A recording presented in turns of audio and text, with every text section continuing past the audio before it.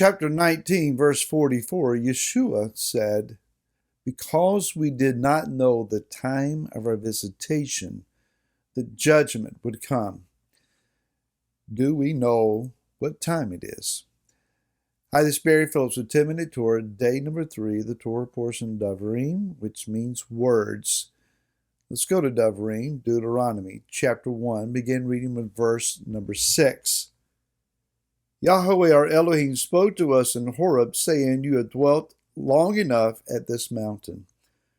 Turn and set out on your way, and go into the mountains of the Amorites, to all the neighboring places in the desert plain, in the mountains, and in the low country, in the Negev, and on the seacoast, to the land of the Canaanites, to Lebanon as far as the great river, the river Euphrates. See, I've set the land before you. Go in and possess the land which Yahweh swore to your fathers, to Abraham, to Yitzchak, and to Yaakov, to give to them and their seed after them. He says specifically that they are to go in, is the beginning of this, and possess the cities or the plains or the areas or the mountains of the Amorites. They had already fought Sihon, king of the Amorites, at Heshbon, and defeated him. But now evidently there are more Amorites that need to be conquered. Why are the Amorites so significant? Why are they mentioned first?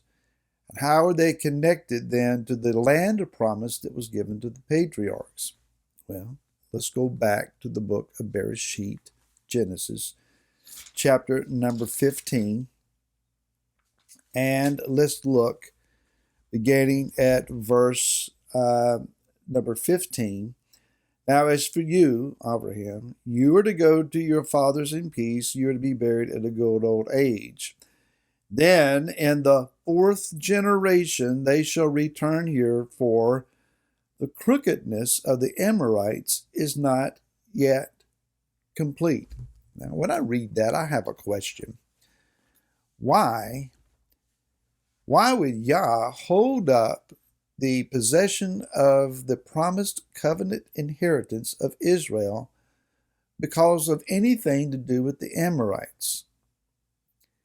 He says that their wickedness, their sins, their depravities have not yet reached a point where Yah says, I'm willing to judge them wholesale for what they are doing. In other words, Israel's inheritance is put on hold because Yah chooses to show mercy to those that he will eventually run out of the land. This is not a statement of any resentment, anger, or a reserve against Israel from Yah, but rather this is a declaration of the amazing awesomeness of his mercy. Yah's mercy is so extravagant and so immense that he will offer it to people for 4 generations, even though he knows that the end result is going to be that they're going to be judged. He will nonetheless grant them generational mercies. That blows my mind. I mean, that's overwhelming to me. But he did that. He does that.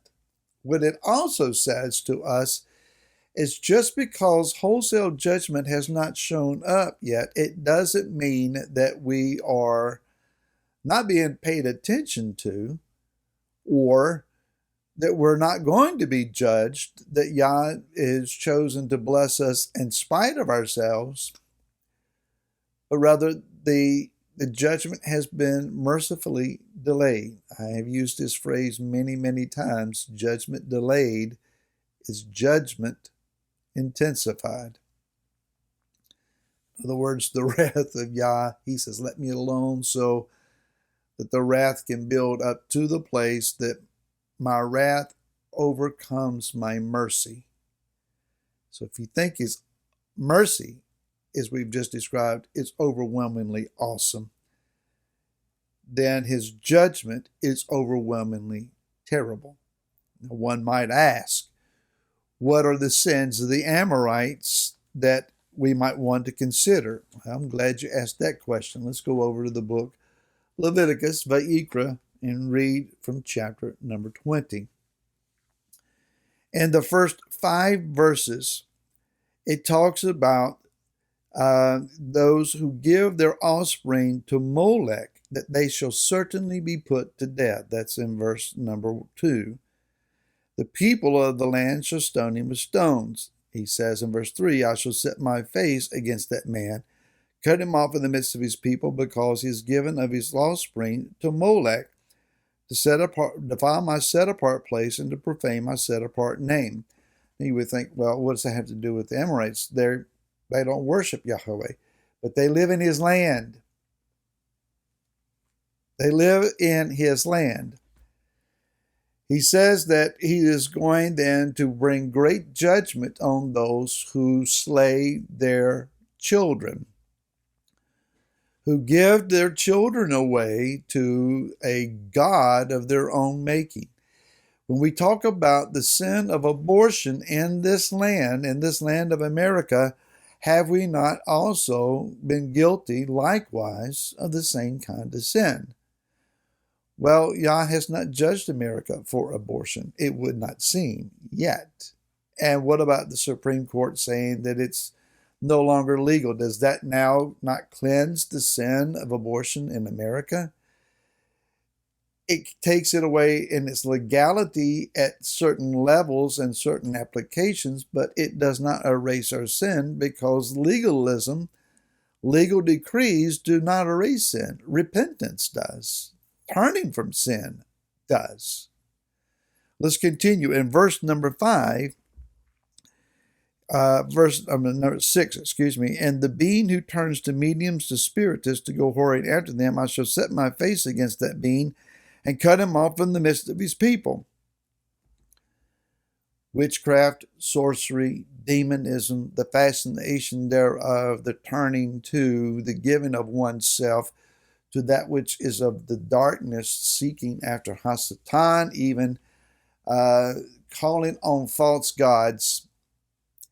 Yah says, I'm going to cut you off.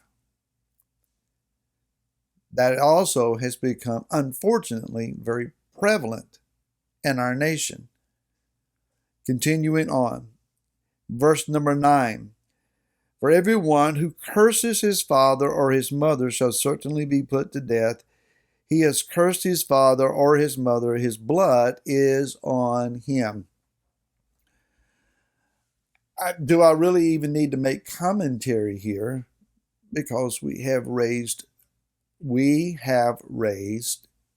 they didn't raise themselves, not necessarily, but we have produced, let's put it that way, multiple generations that curse those who are parents for not being parents, or because they reject the values of their parents.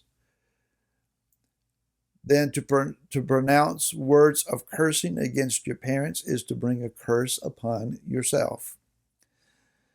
And then continuing then in verse 10 all the way down through verse number 21, all of these verses describe various aspects of sexual immorality.